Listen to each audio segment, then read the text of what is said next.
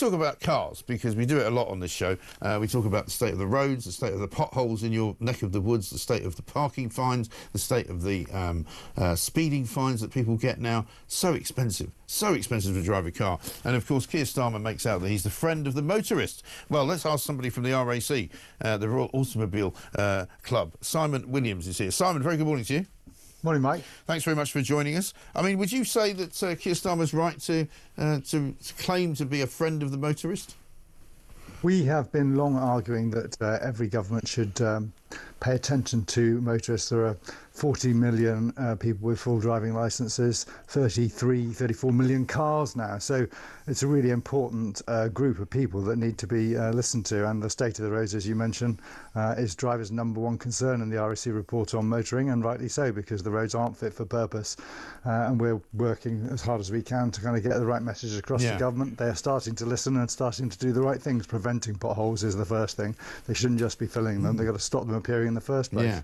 But how would they do that? Because one of my contentions is that one of the problems we got now is that vehicles are an awful lot heavier now. You know, when you see all the electric vans and buses driving around in London, electric cars are very heavy. Lots of people have got bigger cars as well, which might not be electric, but they're, you know, they're SUVs and all of that. I mean, cars, generally speaking, I would imagine, are committing more wear and tear on the roads, aren't they? The roads just haven't been looked after properly.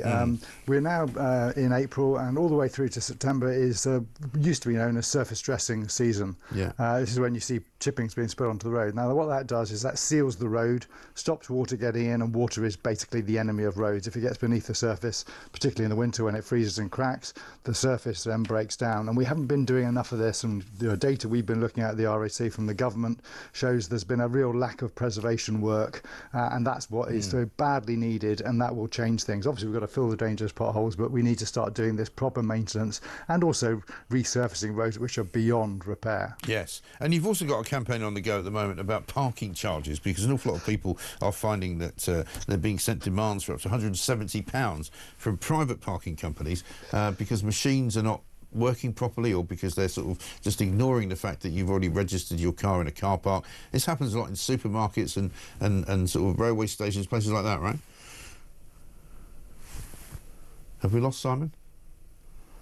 Oh, we seem to have lost Sorry, Simon. accidentally put mute on. Sorry, back again. Okay, Yeah, so in 2019, Sir Greg Knight, former Tory MP, put forward a bill. It became law, and we created the Private Parking Code of Practice. Yes. The code was introduced in 2022, but then it had to be withdrawn because of a legal challenge from the private parking industry.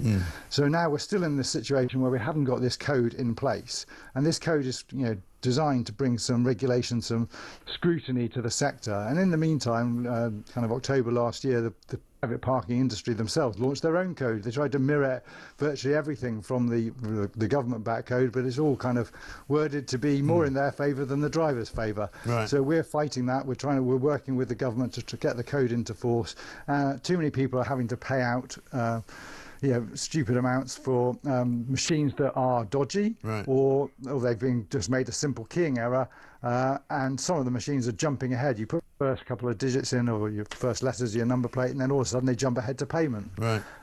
This is just not on, and they should be thrown out, but so often they're getting court letters. They're getting letters from debt collectors adding £70 onto the £100 private parking charge notice.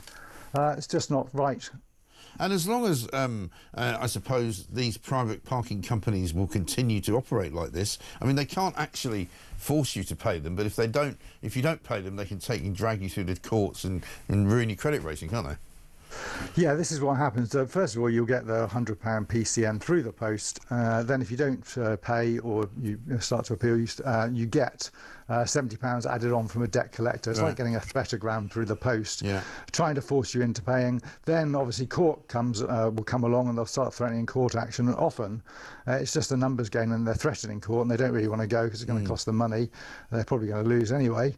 But that forces people into payment, and it's just all the wrong thing. And they're trying to kind of paint this kind of by launching their own code, they're trying to kind of distract from the official government code, which they really don't want, because it's going to limit that £100. It's going to bring the £100 down to £50.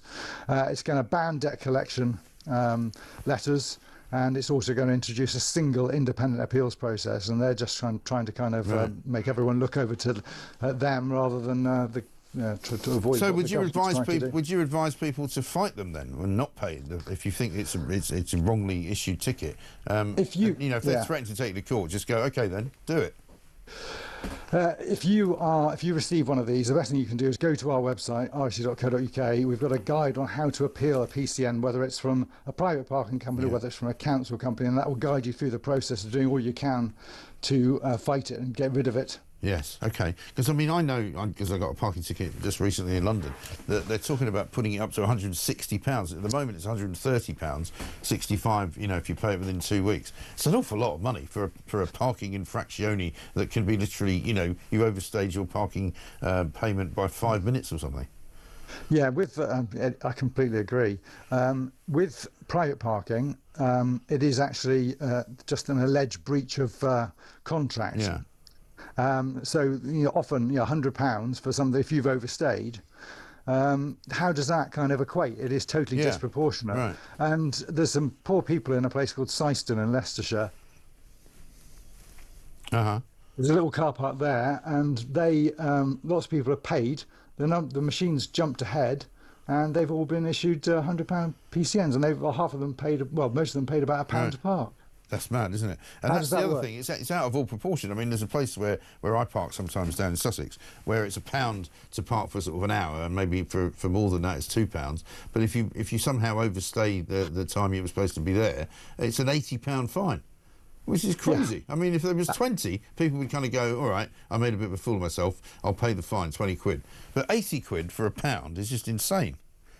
Really crazy. The other thing that's worth knowing, Mike, is that councils aren't allowed to use automatic number plate recognition cameras for parking, but the private parking industry can. And of course, as soon as you go buy one, the clock is then ticking. Interesting. If you can't pay quickly enough, they've allegedly they've got rid of the 5 minutes that it's supposed to take to pay. It's by the time you find a space and find a working machine, work out how it's supposed to work, and then read the terms and conditions, 5 minutes is long gone. So they've allegedly sorted that out, but with a real private parking code, we'd have far more scrutiny of their behaviour as a whole, which is what we so badly need. Definitely, couldn't agree more. Good to talk to you, Simon Williams from the RAC. Thank you very much indeed for that.